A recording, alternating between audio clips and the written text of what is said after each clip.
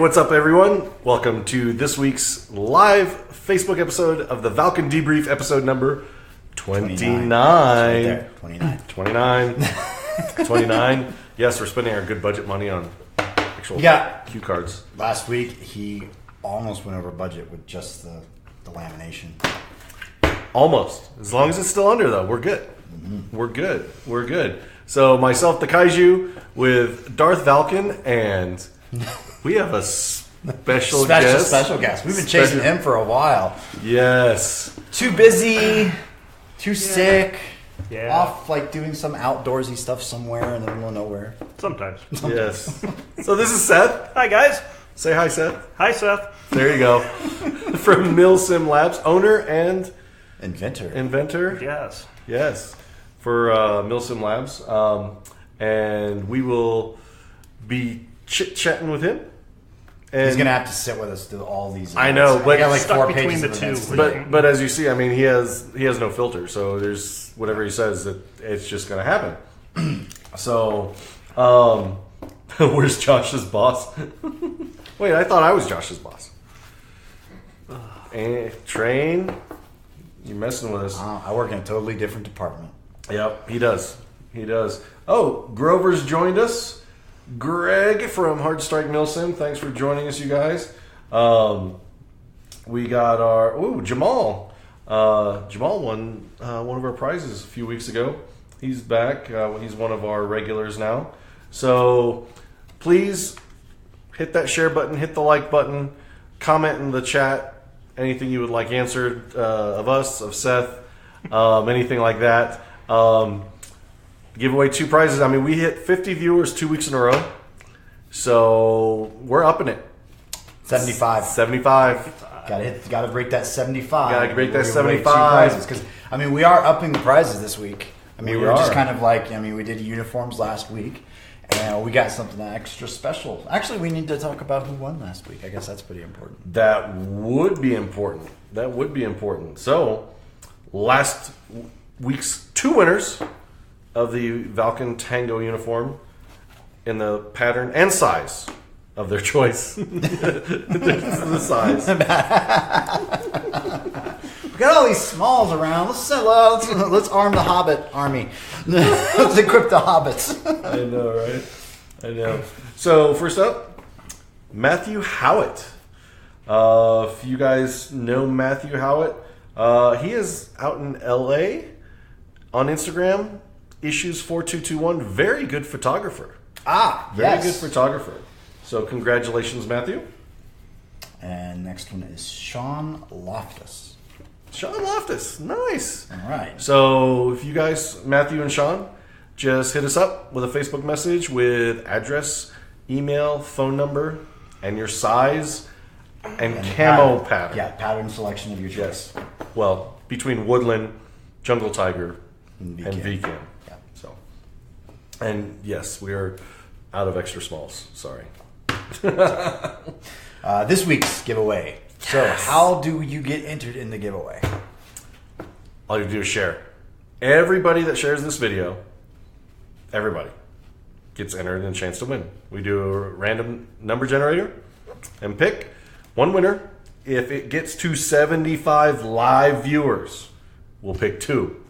So pushes up there. So this week's giveaway is the Airsoft Innovations XL Burst Grenade. So you'll get XL Burst Grenade with a resupply kit. So resupply kit comes with all the little burst discs and what's that? A couple pins, burst discs, and of course the rubber bands that protect the fill valve. Valken is an official Airsoft Innovations distributor here in the U.S. So be sure to check us out. Check out our website. Hit up your local Valken dealer online or your Valken sales rep for all of the great Airsoft Innovations products that we carry. He does that so good. He does. That's why he's a one-take wonder. He is. I heard about you two at SHOT Show. Anyway. Yeah, SHOT Show. So much at SHOT Show. And you know what? We get to do it again next week, but we'll get to that in the events. So, events this weekend. Bold for Bob. Bold for Bob. Kick it off. All right.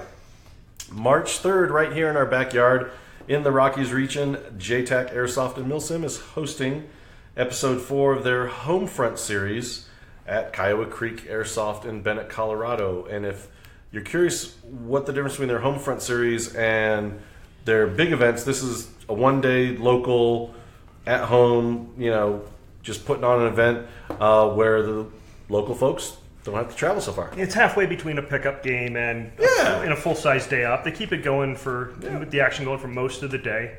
I'm hopefully going to get out to that one with some new toys. Yeah, I might try to too. But do you think that they'll have the issue fixed with the bleed out time and the capture flags?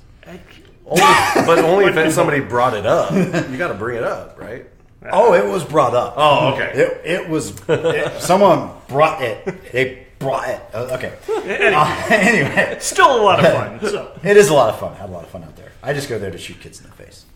Are you still working on your Metal Gear Solid? I am. Mm-hmm. Yep. Loadout? I got those buckles in, so I'm working on the Yates rest. Well, I have a Yates harness from Vietnam, but we'll have pictures next week. We'll have pictures. See. March 4th in the Appalachian region, M2 Bravo Tactical and Hobby is hosting Cold War in Buchanan, West Virginia. And March 4th, also on Sunday, some open play out at OTP Warfare in Pemberton, New Jersey, where our very own Bobby Wolves and Dreads Airsoft will be running out there. So if you see them, hit them up. If you sign up for the Valken Alliance, then you're going to get a free patch, because normally you have to pay for the patch online, but you can hit them up and sign up. You can do it right on your phone. You just show them. They'll give you a free patch on your spot. Real easy to find. They got the Armadillo Dreads coming off the back.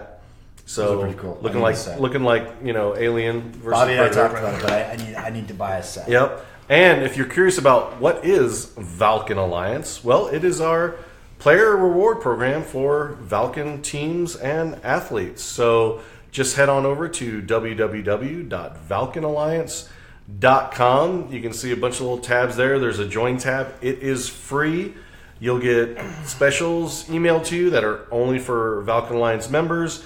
When Valken has Valken Command Tent set up at events, you get to come hang out with us. Get free tech work, drinks, snacks, whole bunch of Special stuff. deals, special swag. You know what? I was watching The Office last night, and I think the main character, what's his name, Jim? No, Jim's the nerd guy. Anyway, the boss said swag, and it was stuff we all get. But if you look it up online, there's no definition of it. It's always like free stuff or swag or whatever. But that's the best description of swag I've ever seen. Oh, that's interesting. So, yeah. So go track them Lauer down. Lowther is in chat. Oh, joining us from Hi, Art. Art's he's joining us from Wyoming. So thanks for tuning in. He also has a podcast. You should check that out. Cool. What's the name of the podcast? I cycle through it. I do that. Guns, Gear, and Beer. It's in my feed, and I can't think of it. Post your podcast up in the chat, Arthur. A little shameless plug for you. Future events. March 9th through the 12th in Western Europe is the IWA Outdoor Classes 2018 trade show in Nuremberg, Germany.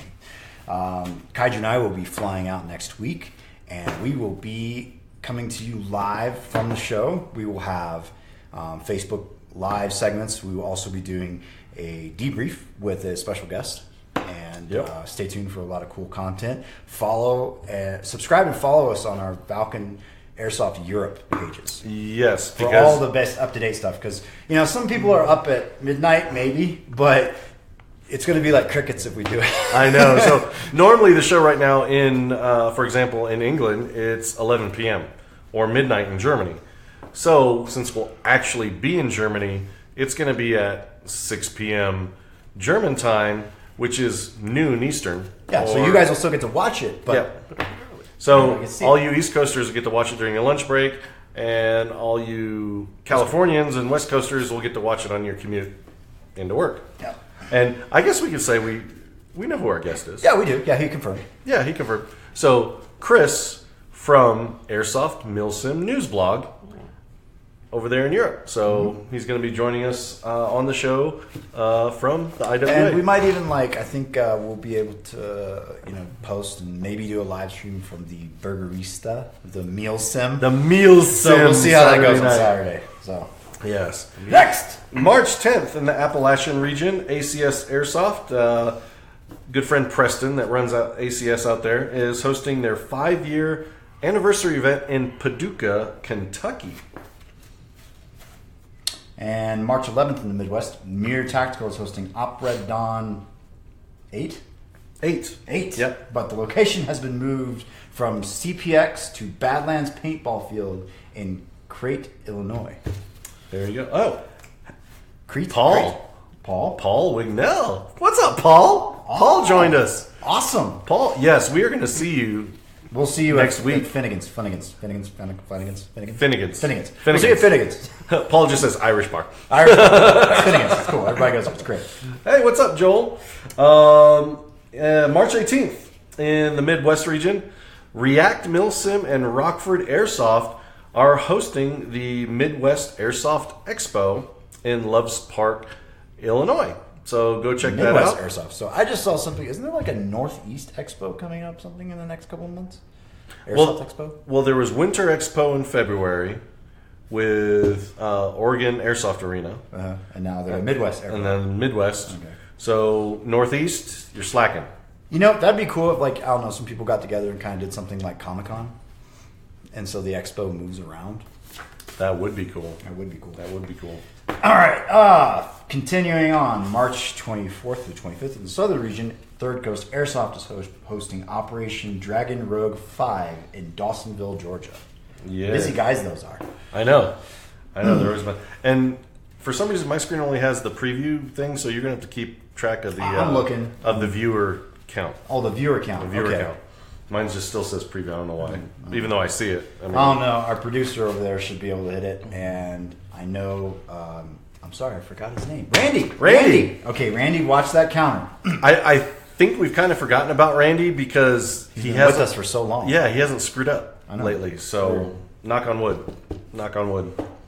So March 24th through the 25th in the southern region, Hard Strike Milsim and Battleborn Apparel are hosting Bloodlines Theatro Segunis in Waxahachie, Texas, and Valken is one of the sponsors. So you'll see some Valken prizes given away, but we're also the official sponsor for their charging station. So all ran by. You'll be able to find the signs and the Yep. chargers on location. Yep. March 24th in the Midwest, Cobra Airsoft Legion is hosting Operation Blackhawk Down at Blast Camp Paintball and Airsoft in Hobart, Indiana. They're getting some facelifts there, like some new renovations and they're building up. Some more outside fields, yeah. The compound. Yeah. The compound. The That's Bada compound. compound. Yeah. Yes. Jesse Lopez. Even though our budget isn't as big as the Valken Core, we make it go a long Being hyped, really way. excited to get his Mark III in 3 weeks. Awesome. Who's getting their Mark Love III? it. Oh, Being Hype. Yeah. Nice. Why is he waiting 3 weeks? Maybe shipping, maybe payday. Maybe birthday? I don't know. Yeah, we'll see. Cool. Yeah, Excited. let us know what you think. Excited.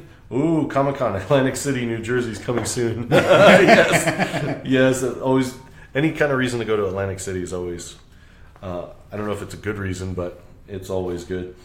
March 25th in the Pacific region, Op Lion Claws Simulation Series is hosting the Lion Claws Tactical Challenge at the Rail Yard in Fillmore, California. And Yeah, the yes. pictures are like. I mean, the planes and stuff, and you know, the airplane boneyard, graveyard, whatever they call it, is has been fun. But this is like new. This is interesting. Yep. Well, and we are ready to announce our newest Valken sponsored team that will be carrying the Valken banner at the Tactical Challenge to compete, and that will be Disposable Heroes from California.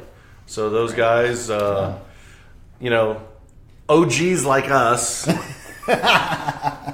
you know. We definitely have some OG. I mean, we got like, you know, the golden age, and then we have the Renaissance. Yes. Here. So we'll get into that. if you're wondering who they are or check them out, you can look them up on Instagram at Disposable Heroes ComSim. Check out their photos. And yeah, they'll be representing us at Tactical Challenge and here on out. Moving on.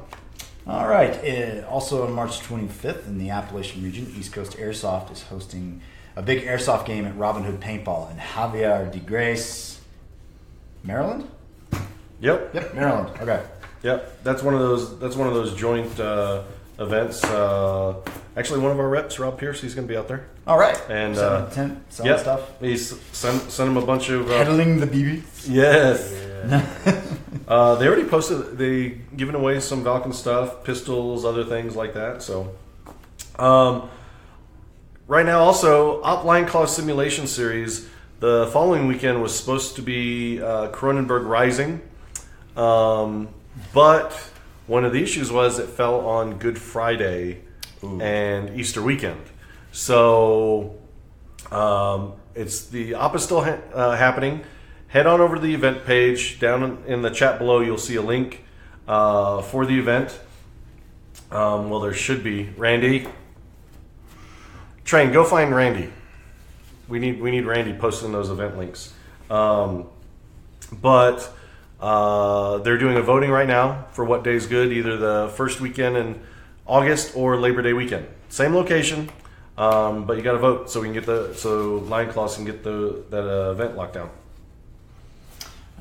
Okay, we've got, moving on to April 6th to the 8th in the Northeast. Operation Lion Claw Simulation Series is hosting Red Storm East.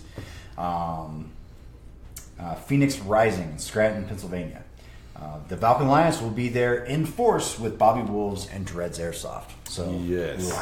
We will have the Valken Alliance tent there. Same thing. You'll be able to sign up on your phone, get your free patch. Also, be welcomed into the Alliance and get some of those cool perks for that program. Yep.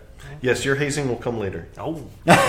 Hazing will come later. Hazing will come later. April 13th through the 15th, Eastern Europe. Border War Milsim will be hosting episode 10 of their Border War series called The Beast Slayer in the Czech Republic. And this got a 3,000 player count. So players, vehicles, helicopters, multiple helicopter people, insertions. Fast insertions. I get to go on the helicopter ride with Ville. I did that 2 years ago. Yes. I didn't get to do it with Ville, but I was like, Ville, peace out. I'm going to hit a ride. So literally, I fly from Red Storm East. The very next day, I get on a plane and I fly to the Czech Republic. He's going to Prague. All for you, all those European players out there.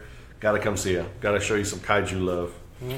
And April 14th to the 15th in the Southern region, Third Coast Airsoft is hosting Crossfire 3 at Texas Paintball in Jonestown, Texas. Yes. Oh, and we, talking about the kaiju love. A-Train knows what a kaiju quake is. Oh, God. Bring back nightmares, A-Train. There we go. I know. He doesn't like being in the middle. He's feeling that animal magnetism. It's like a kaiju Darth Oreo cookie going on right now. Oh, that's gracious. Moving on. April 20th through the 22nd in the Midwest region. Cross Tactical Airsoft is hosting Op Iron Cross in Jane, Oklahoma. And April 21st, Midwest, Cobra Airsoft Legion, very active guys as well. They're hosting the Battle of Quezon. Quezon? Is that right? Quezon? Sounds like construction. Quezons? They're big here in Colorado. No, wasn't that a village in Vietnam? Yes, but Quezon, it's a construction thing. Get it? Gotcha. And that will be hosted at Blast Camp in Hobart, Indiana. Why? # because missile base. Jesse Lopez says we called off a wrong region somewhere. Wrong region. Someone's. I don't know. Randy, Midwest. Where was it? I know. We're gonna talk to the guy who typed up the schedule. I know, right? I know. Well, Jesse, we'll look into that. April 21st through the 22nd in the Midwest. Is it Oklahoma? Because when I specifically looked up Oklahoma, thinking it was in the South because it's right there at Texas. That's Midwest. Yeah, it was Midwest. So I don't know. Maybe it's maybe. Okay, it could be a different region in the core. Because we do things differently in Airsoft. Yes. Just saying. So Airsoft regions could be different. Train knows. There's a reason we wear sunglasses at Ops. Yes.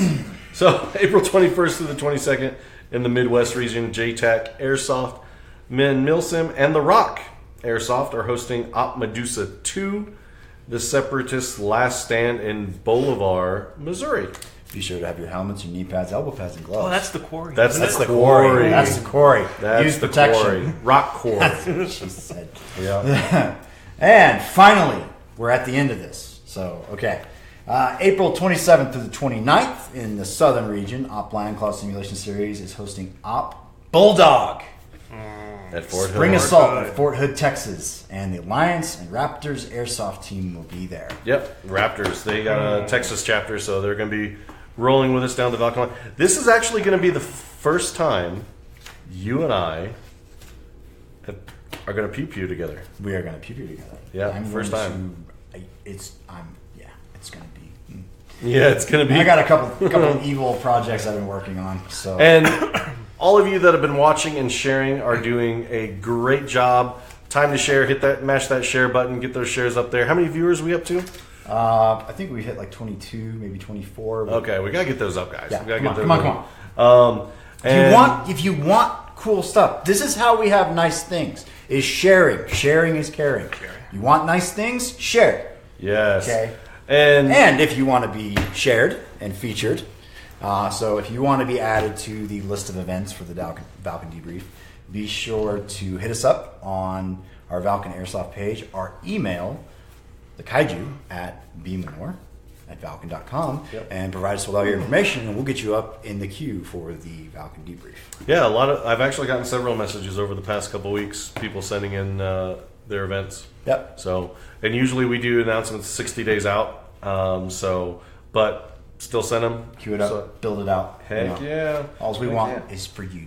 Ryan Brown. You got us up on the big screen, Ryan? Big screen. Like, Big screen. yes. You got 3 wonderful faces up on the big screen. So, all right. Oh, yeah, we're done with events, right? Yeah, you I just wrapped it up. That's the thing. That's I it. ignore him sometimes. It's habit. I mean, so before we start hazing Seth and putting him on the hot seat and answering all your questions and our questions too, we have a quick public service announcement, because it always seems to come up of, how do I take my airsoft gun to an event? So Or the store. Or to anywhere. your mom's. Exactly. If it leaves your house, check out this video.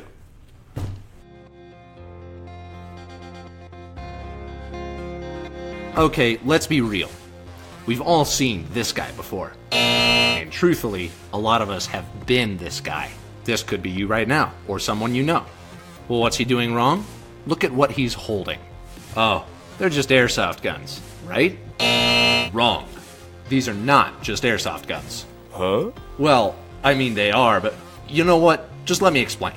Airsoft guns accurately imitate the look of real-world firearms. That's kind of the point, right?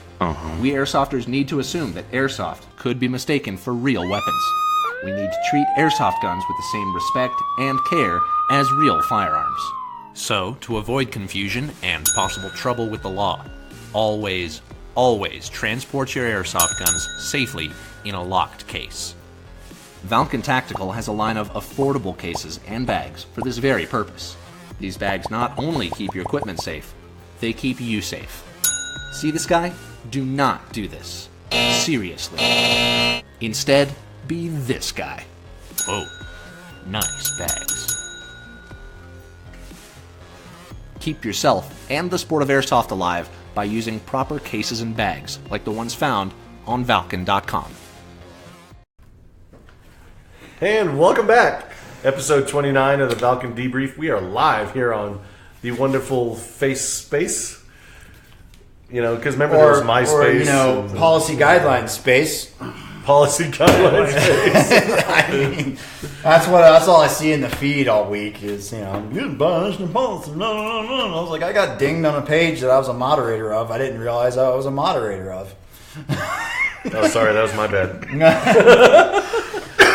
So, we're going to kill Seth here. So, be sure to like and share if you're just joining us. We're giving away this week an XL Burst grenade from Airsoft Innovations with a burst resupply kit. Comes with 60 extra burst discs. So, share the video, and if we get up to 75 live viewers, we'll give away 2.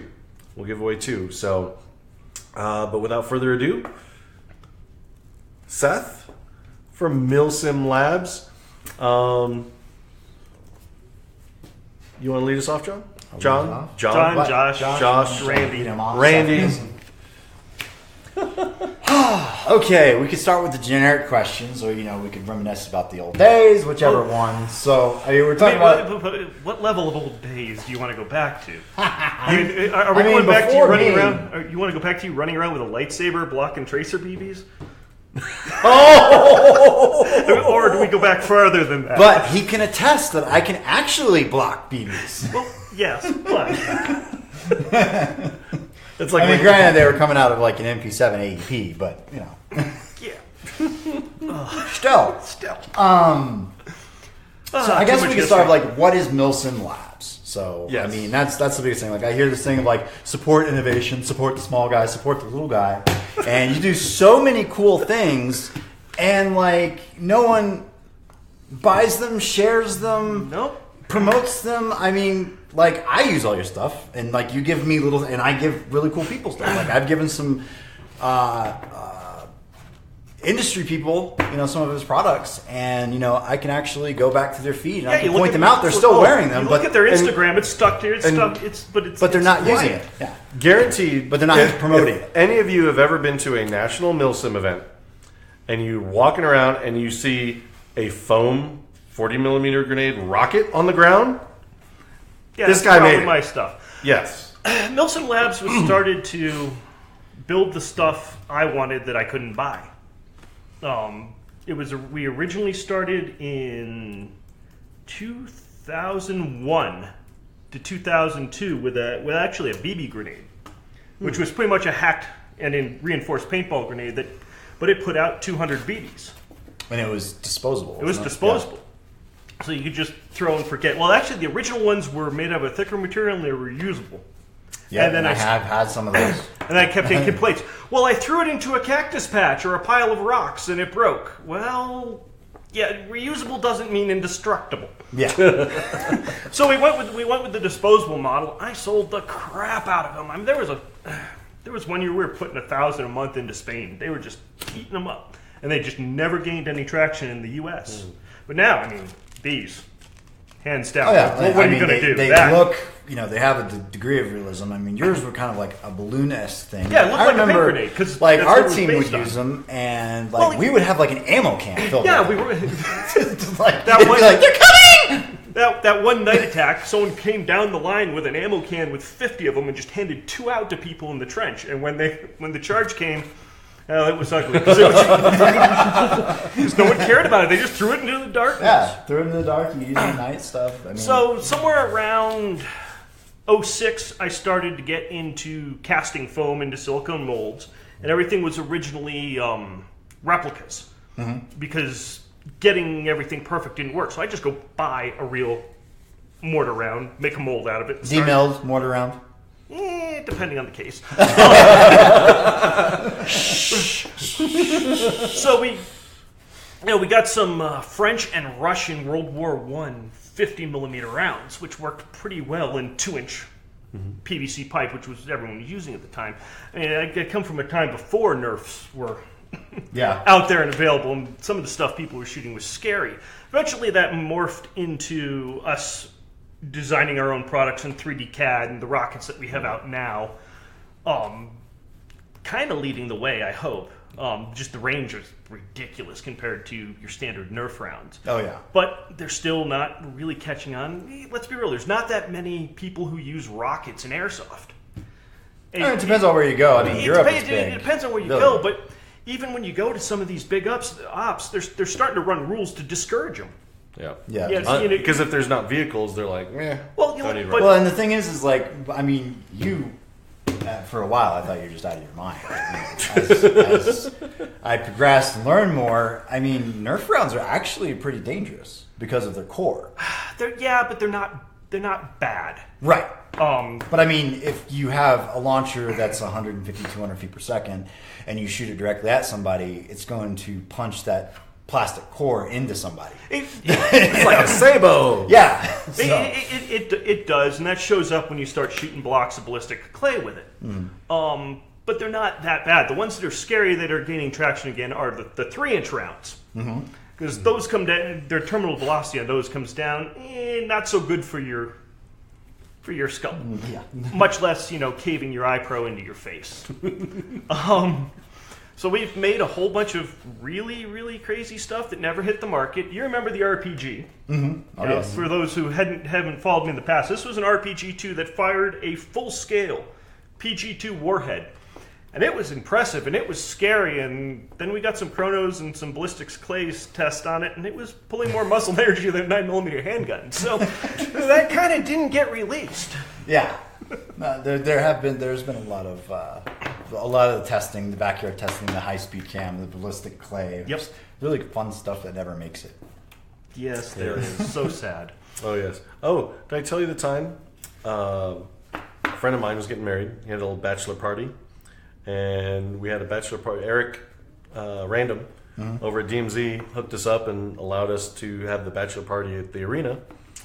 Decides to give the future husband, the groom, a rocket launcher with one of your rockets. So the groom, he had never played airsoft before, right? Oh, no. Pops out from behind a counter as I'm walking around the corner, nails me 15 feet away with a Milsim Labs rocket. Yes, my arm went, Pete! You're like, oh, God! I can't feel it. Yeah, that happens. I mean, you could always do, the tag-in tests. 200 meters! Yeah. I all things aside, on tag-in, I will say, don't shoot their pecker rounds at people. Oh, dear God. Please no. Well, there's a lot of guys doing it because they're reusable, but they hit hard. Yeah. So, we talk about, Milsim Labs, and so when did you first get into airsoft? Oh, dear. Okay, so I first got into airsoft sometime in 2000. I'd gotten a Springer pistol and one of those little electric minis with the hopper feet and 4 little batteries in the bottom. And I went, holy cow, these things are awesome! So I bought a case of them. And I started selling them to everybody I knew. At the time, I was flying paragliders. And everyone on the hill bought one. And we were going air to air with these things just to switch over. It was a common occurrence to be on the ground and all of a sudden just being strafed from the air. It's actually where I started just looking at rockets because I used to carry one of those big 3-inch Nerfs, and that's how I'd clear my way before I was landing. I just pitched that out at about 200 feet. Everyone on the ground scatters, and you got a nice place to land. Oh, there you go. So I spent a whole bunch of time going, man, if only they made these full size, they would be awesome. And all of a sudden I found out they do make them full size, and oh my God, the largest event in the country just happened in 2000 in my backyard up in Colorado. Okay, we got to get on this. So a whole bunch of friends and I bought guns, started training up. We went up to Airsoft Y2K +1. 400-ish people, which was, for 2001, that was a big Airsoft game. Oh, yeah. I mean, we had, who are they, the Centurions? Really old school Milsim group. They were... California, they had vehicles way back. So we had people from California, we had people from New York, all across the country. And it was a great time. I had a little bit of a LARP background. Somehow I was put on this special team because I'd brought because I'd brought a mortar. So this was the first time I started using artillery as well. And I'm sitting there unpacking and I'm completely surrounded by NATO. And all these kids are like, oh, you're with us. You're going to bring that and help us, right? I'm like, yeah, sure. I'm like, okay, here's your armband. Your pass to get into base tonight. I'm just like, okay. I told the people, the event host, what was going on. He's like, okay, see what you can do. So after lots and lots of sabotage, the CO, some guy out of California, decided he didn't want to get out of bed in the morning. He'd actually gone through his roster and went, uh-oh. Because, he went, okay, well, I need a good squad leader. Why don't you do this? Oh, I need a platoon leader. Why don't you do this? So he doesn't get out of bed in the morning. Next thing I know, NATO says, oh yeah, why don't you lead the 200 of us into battle? I'm like, I'm supposed First to be... event, and you're the general. I'm supposed to be killing you all. Okay, so I eventually said, hey, I'm an operator, not a policy maker. I can't do this. Let me go shoot people. But let me help you figure it out. And I got all of their game items together. I said, okay, let's see what all this is about. The entire leadership staff there, no one else around, just went... capped them all, grabbed the shit, and ran for it. And that was my first national event. Wow. That explains a lot. That explains Yes. a lot. So when you see me always cracking somebody's rule set, Oh, yeah. You didn't say. that's There's not... a giant. It's not that, the people that do the. What was that college humor thing about. What's that movie where you get to kill everybody? For one night? Purge. Purge. That's it. Yeah, the Purge. That college humor video Thanks, about Randy. the Purge. Yeah, thanks, Randy. The Purge about all like, well, what if I kill them? What if I injure them and they bleed out and they don't die till tomorrow? Do I still get to get away with that? And it was question after question after question, and I'd post it up on my Facebook, and I'm like, every Milsim briefing ever. So we're not talking about the guy who. The guy who asks all those stupid questions. We're talking about someone who finds a gaping hole in the rules set and exploits it. Yep. Yes. Yeah. So, Andrew asks. He actually asked me a question. Oh. What do you and your guests chat about before going live? Normally, I do like a little mini interview and That's ask so questions. Yeah.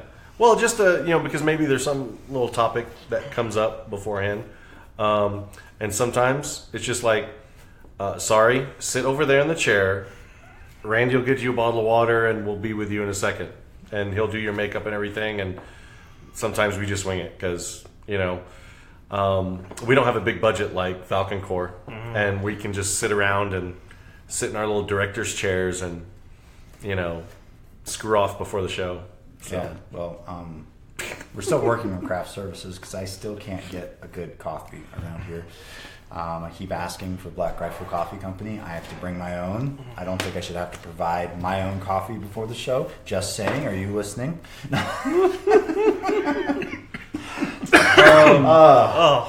Chad asks, can you highlight Milsim? Experience for first-time players. It's the most asked thing I ever get. They seem intimidating. Oh. How would you describe a Milsim event? You want the truth? How do you describe the ocean? It depends which side of it you're looking on. It just runs the gamut so much. It's unfortunately a buzzword to the point it doesn't mean anything anymore. Yeah. To me, Milsim's a state of mind. Something beyond, hey, we don't like each other, let's shoot each other. I don't go for a whole bunch of the plot, but I want something beyond slinging BBs with primary weapons. I want to be able to think. I want to be able to map read. I want to be able to use non-trigger pulling skills. And vehicles, all that's great, but it's a state of mind. It's how you play. It's not where you play or what you play with. And to that extent, sometimes the cosplay of it drives me up a wall. It's actually a thing now. It's called Cost-Soft.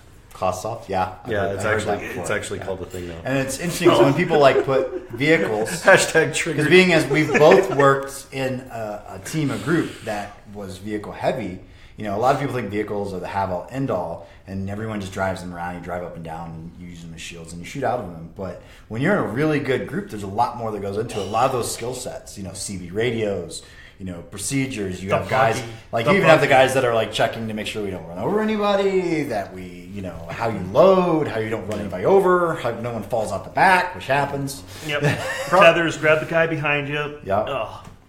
Tethers was fun. That was probably like the most secure that I'd ever felt, when we're using those tethers. But a tether actually saved my life once. So Worst thing you could ever do is go to a Milsim event, expecting scenarios, background story, detailed missions, and go and play as if it was a pickup skirmish game. That's probably the worst thing you could do, because the backstory, it kind of paints a picture, but it's kind of like irrelevant. The backstory kind of gives you commander's intent. That's what it's supposed to do. Yes. That's like, if you read Group A the has warning done order. this, Group B needs to do this type thing.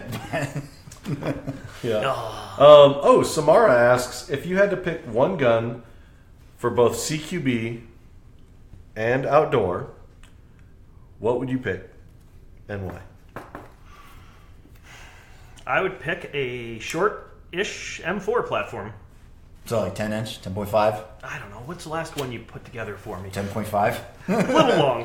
No, that was a 14.5. Okay, 14.45, yeah. yeah. Little carbine. Carbines are good all-around guns. If it's built right and if it's tuned right, the barrel length doesn't matter that much. It helps, but it's not that big a deal. I prefer a shorter gun, and I keep all my guns are 1 joule and under. Yeah. Except for my bolt. So I can go CQB, I can go Woodland, it doesn't matter. And if I'm getting one of those games where they're like, oh, it's big boy rules, we don't have any Ds, I got no problem shooting someone in the face at point blank range. Yeah. It was big boy rules, you've got your mask. Yep. So how many years has Milsim Labs been in the business? January 2001. To present. So like Yeah. right after you went to the big Airsoft game, then you realized, ha-ha! I realized I needed to do something with this, so we developed the grenade in January, and then we ran an op, or a game. Everyone called everything an op back in the day, Oh, yeah, right? Yeah, yeah. any pickup game was an op. So we ran a game. That's actually when I started hosting. Then I was the heavy host in Colorado for about 5 years before just getting sick of it and letting the next generation take over. I'm done! It's a hard, thankless job. Especially on free games. Oh, yeah. I mean, the concept. Like, you think, like, people complain at a paying game? Oh. Like a free game. Like, I can't believe this is ridiculous. It's like, it's free! It's free, but in that era, around here, the concept of paying to play wasn't even there. No, it wasn't. Just in the least. I mean, there's people out there going, wait, there was Airsoft games that you didn't have to pay to go to? Yeah, right. Like, It's yes, got, we I are think, like, one of the first old. things, indoor, first thing I saw was, like, the little snap cap flashbang. Yes. And I actually still have some of those little flippers because they're fun to put under seats. Oh my god, they go under beer cans so well. They do. They hide. And you pick it up like. Did you see the new thing? It was on the video with Silo Entertainment on YouTube at the bunker over in Belgium. The exploding BBs. Exploding BBs. Airsoft BBs. I saw them they had something like that about 10 years ago and they didn't catch on.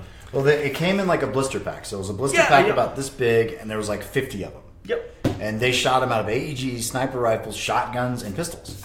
And like when you use it in the dark, it's more profound. But they were shooting at little trap targets, and a little spark here, a little smoke there. Yeah, it's kind of like the same of the two-part old school paintball casings where you put zirconium in and you do for strafing bullet hits. For the movies. Yeah, it's something new now, right? It's like some sort of magnesium. No, it's Zerk. It's still that. Okay. Yeah. They still use them. So whenever you see a guy in a set film holding a marker, that's what they're for. They're because it's a heck of a lot faster to just go pop, pop, pop, pop, pop, pop than it is to wire all your pyro up and go. And thereafter goes, okay, let's do that again. You're just like, It's like, if you're in the airsoft industry, the sport is built on we got one. shooting other people. So why would you invent an exploding BB or even, remember the BioVal glass BBs? because they shoot straight. Yeah. Screw everybody around me. They shoot straight. No, I mean, I'm like, God, I was so dug in with debunking them, and oh my God, people, they're not glass. Their MSDS matches glass, guys. Andrew actually asked a really good question. What 3 fields events are on your bucket list? What 3 fields and events would you like to really always wanted to play if you could go anywhere, anytime in the world? Oof. I want to go back to the Oklahoma D-Day field. Ooh, that was a good one. I haven't... Like, we're not talking like D-Day Adventure Park. We're talking like it was like somebody's property. No, D-Day. Oh, you're talking D-Day? Oh, I thought you were... Because... I thought you were talking Oklahoma D-Day like back when it was like 3 or 4. No. Oh, you're talking like Oklahoma invasion days. Yeah. Yeah, the last time I went out there was Oklahoma Invasion 5, I think. Mm-hmm. And then they finally were big enough when it switched over to AMS that they could move to Memorial Day weekend. Mm-hmm. And I'm usually blowing something up on Memorial Day weekend, so it didn't work out so well for me. Mm-hmm. Okay, so that's one. So you get 2 more. The silo field. The old missile silo? What? Blast camp. Blast camp. Okay, yeah. And I'd like to see... I hate CQB, but I'd like to see one of the large California CQB fields just to see it. So are you talking like Game Pod? To me, because I'm not a fan of CQB, to me they're all the same. Mm-hmm. So it'd have to be... I would say Game Pod because it's not... It's like almost like Mount. So it's building to building. Yeah, but there are buildings that are small, but it's not everything is hallways. Yes, that's the one I'm thinking about.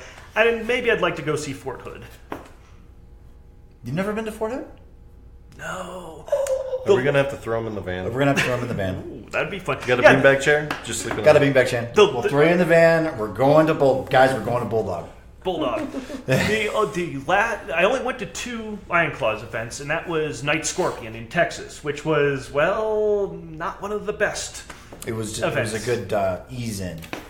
Well, it was a whole bunch of woodland. That field is coming back online for games, I think. Is it? Mm-hmm. Aside from the tangleweed, I mean... Well, it's got a mount facility on it now, full built. That's right, they were building that one, but when we were there and we weren't allowed to use it. No, they're like, don't touch that, don't go near it, don't look at it, don't think about it. And, then a Chinook lands in the middle of the night. That was cool. That was cool. Actually, what was really cool is when the guy with the little Gen 1 night vision unit turned it on and flipped on his illuminator. Yeah. All of a sudden, the spotlight on the chopper comes on and goes, What's that? What's that? Ryan had a good question earlier in the chat. He has another question, but I'm going to hit this one up that was earlier. He actually asks, regarding Milsim Labs, how do you pick and choose what you make or not? I make what I want, what I think can sell, and I may be poor at guessing. Come on, when you got a knife that you can hide under an American patch. Yeah, but I can't. Well, I mean, this thing's awesome. The little crambit. Yeah, we got the micro crambits, which didn't really catch on. Here's my wonderful Valken patch, right? And then there's our little hook knife. Find that in a search. Yeah. Or you used to tuck the other ones in your buckles, but yeah. You just take your vest off. So, okay. Inspiration. Yeah. Oh, he was mad. He was real military too. Oh, he was real military. He got shanked in the neck too, while holding a gun on you. Yes. Yep. Oh my gosh. So inspiration comes and goes, and I try and make what isn't out there. For the most part, trying to fill those. Fill the holes. Yeah. So there wasn't a decent 40 millimeter rocket, and there wasn't decent 40 millimeter rounds. So I went from going to the 2-inch to going to the 40 millimeter. And then when we did that, we found out a whole bunch on the aerodynamics were just so much better. We never went back to 2-inch. I still have some. Mm-hmm. Right. In fact, I sent some a couple weeks ago to a DoD contact who wanted to try them out, and they were actually really disappointed in the round. They were getting 30-foot groups at 600 feet, and they felt that was inadequate. Meanwhile, I'm going, what? 600 what? That sounds, what are you shooting it out of? Well, it sounds, well, you did what? Loki's Hammer did 850. Yeah. What were you, from the church shelling the airfield at the D-Day field with them? Yeah. I mean, they go.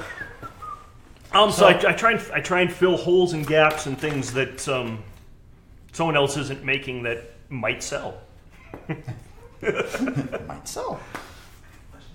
We have a question We have a question. in the studio. Let's do this. What is your most dangerous experiment? Oh. This is a good one. Most dangerous experiment. Okay, I guess my most dangerous experiment was... I was talking back in 2001 when I brought my mortar out. And I was at the time to the Airsoft game. Well, at the time, I was also running a Wild West show. Okay. So I had a bunch of people who wanted to be stuntmen. We got together and we trained and we did stuff. And at one point, one of those mortars blew up and split a guy's hand open.